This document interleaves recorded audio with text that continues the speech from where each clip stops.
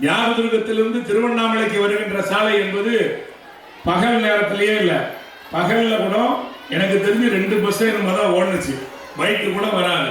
நான் ஓட்டு கேட்க தியாகதுர்கத்திலிருந்து மணலூர்பேட்டை வர வேண்டும் என்றால் நான் அந்த 1.5 2 மணி நேரம் ஆகும் மணலூர்பேட்டை வருவதற்கு.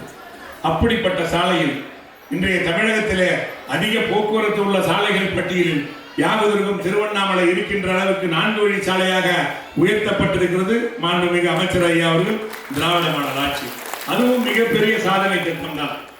அதேபோல் திருவண்ணாமலையிலிருந்து திருக்கோவிலூர் வழியாக ஆசனூர் செல்ல வேண்டும் என்றாலும் சரி, பக்கத்து தொகுதியில் இருக்கின்ற மாண்புமிகு அண்ணன் பொன்முடி அவர்கள் தொகுதியின் வழியாக விழுப்புரம் செல்ல வேண்டும் என்றாலும் சரி, அந்த சாலையும் மிகவும் பழுதடைந்திருந்து 1 வழி சாலையாக இருந்தது.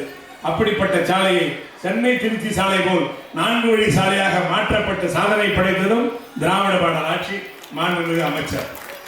அதேபோல் திருக்கோவிலிருந்து ஆசனூர், அதேபோல் கூத்தக்குடியிலிருந்து கள்ளக்குறிச்சி ஆக சாலை பணிகள் 4 வழி சாலை என்பது தமிழ்நாட்டிலே அதிகபட்சமான திட்டங்களை நிறைவேற்றிய தொகுதி 2வது தொகுதியாக.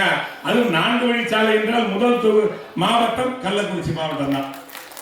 அவ்வளவு ஒரு போதுமான அளவு நிதியை கொடுத்து பின்தங்கிய மாற்றம் என்பதை சாலை வசதி முதன்மையாக மாவட்டமாக தான் ஏற்றுக்கொண்ட பொறுப்பை 100% நிறைவேற்றி இருக்கின்றார்கள்.